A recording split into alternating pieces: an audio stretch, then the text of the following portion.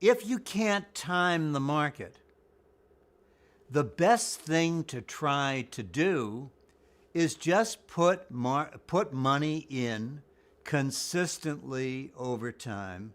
And whether you're optimistic or pessimistic, just keep it up. Now, that means you'll probably buy at the top sometime, but it also means that you will buy at the bottom. And the beauty of dollar cost averaging is that you buy more shares when the market's low than when it's high. Think of the index. You were buying an index fund, and it started at 100, went down to 50, and then the third period went back to 100.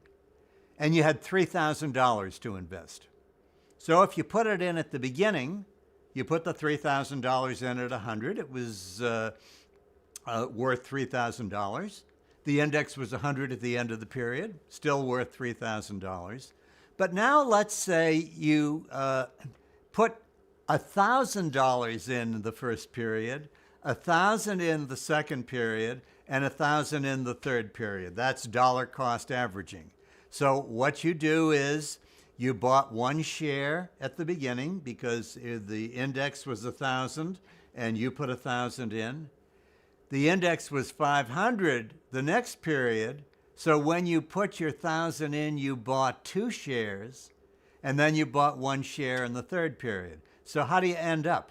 How you end up is you had 4 shares at $1,000, and even though the market is flat, you made a lot of money. And that's basically the key to dollar cost averaging. Now, you got to do this regularly. You can't say, oh my God, the sky is falling, I won't do it this period. You have to do it every single period.